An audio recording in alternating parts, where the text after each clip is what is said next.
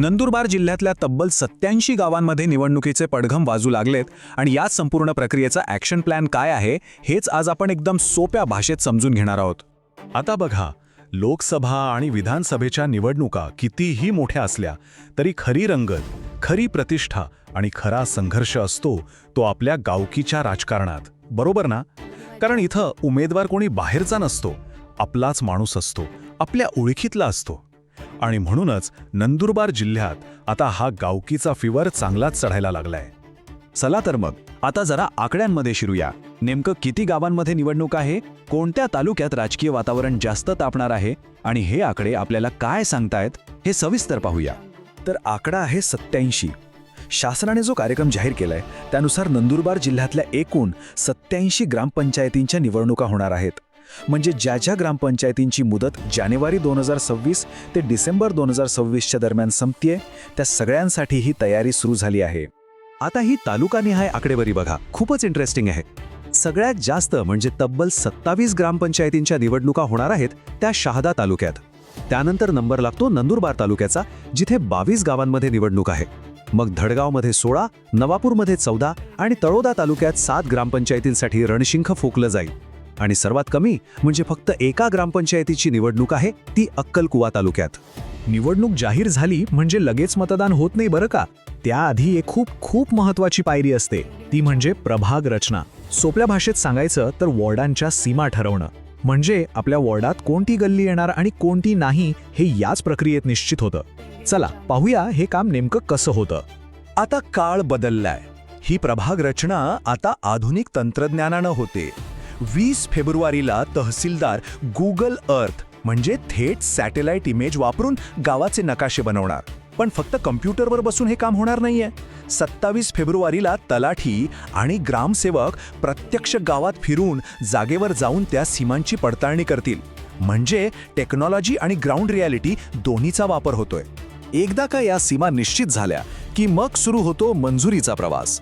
5 मार्चला तहसीलदारांची समिती हा प्रस्ताव तपासेल. 11 मार्चला तो जिल्हाधिकाऱ्यांकडे जाईल. मग स्वतः जिल्हाधिकारी 17 मार्चला त्याची बारकाईने छाननी करतील आणि त्यानंतरच तो अंतिम मंजुरीसाठी राज्य निवडणूक आयोगाकडे पाठवला जाईल. म्हणजे बघा, किती मोठी प्रशासकीय साखळी या कामात गुंतलेली असते. आता आपण येतोय सगळ्यात महत्त्वाच्या मुद्द्याकडे.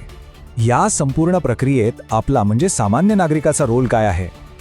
जर कोणाला वाटलं की वॉर्डाची रचना चुकीची झाली आहे तर त्यासाठी आवाज उठवण्याची एक मोठी संधी आपल्याला मिळते.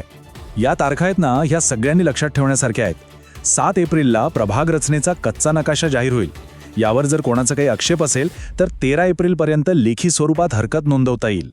21 एप्रिलला या सगळ्या हरकतींवर एक जाहीर सुनावणी होईल आणि मग 4 मे रोजी अंतिम निर्णय जाहीर केला जाईल.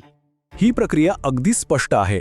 जर एखाद्या नागरिकाला वाटत असेल की त्यांच्या वॉर्डाची सीमा चुकीची आहे तर ते एक साधा लेखी अर्ज करून आपली हरकत नोंदवू शकतात. आपलं म्हणणं ऐकून घेण्यासाठी 21 एप्रिलला थेट उपविभागीय अधिकाऱ्यांसमोर सुनावणी होईल. या सुनावणीच्या अहवालानंतर मग जिल्हाधिकारी अंतिम निर्णय घेतील. लोकशाहीने दिलेला हा खूप मोठा आणि महत्त्वाचा अधिकार आहे.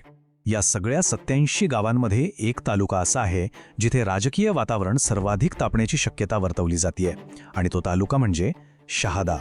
बातमीत म्हटल्याप्रमाणे शहादा तालुका हा राजकीयदृष्ट्या खूप जागरूक आणि संवेदनशील मानला जातो.